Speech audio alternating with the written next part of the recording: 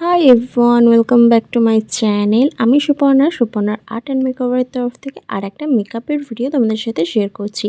এই মেকআপ লুকটা তোমাদের সাথে আমি পুরো টিউটোরিয়ালটা শেয়ার করছি। দেখো, আমার ফেসে কোনো মেকআপ নেই। প্রথমেই আমি ওয়েট টিস্যু দিয়ে মুখটা ভালোভাবে ক্লিন করে নেব। তারপরে আমি এখানে রিকর্ডের একটা টোনার ব্যবহার করছি।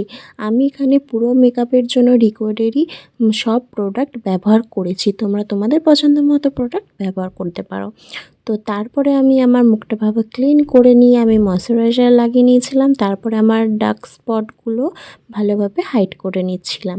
তারপরে আমি এখানে রিকর্ডের ফাউন্ডেশন ইউজ করেছি আমার সেট অনুযায়ী, যেটা আমার সেটে যায়। তোমরা তোমাদের সেট অনুযায়ী ব্যবহার করো।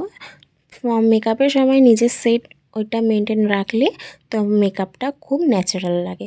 তারপরে আমি একটা সুইস বিউটির কনসিলার ইউজ করেছি, আর এখানে আমি ক্রিম ব্লাশার ইউজ করেছি। আমি জানো তো এই প্রথম ক্রিম ব্লাশার ইউজ করলাম মেকআপের সময়।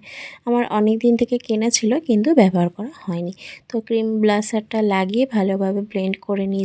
তারপর রিকর্ডের লুজ পাউডার দিয়ে আমি পুরো ফেসটা ভালোভাবে সেট করে নিলাম। তারপরে রিকর্ডের কম্প্যাক্ট পাউডার দিয়েও ভালোভাবে সেট করে নিয়েছি। তারপর আইব্রোটাকে খুব সুন্দরভাবে ফিল করে নিলাম। তারপর এই যে দেখো, আমি আই মেকআপটা করে নিয়েছি অফ ক্যামেরাতে।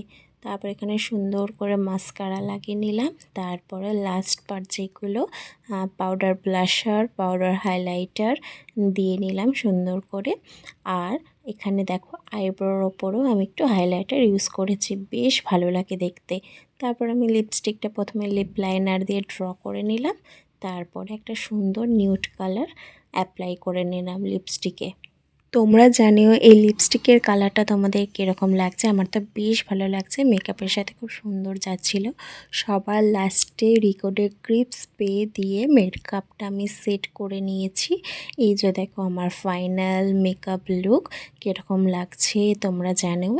একদম একটা সফট মেকআপ লুক, বেশি হেভি কিছু করিনি।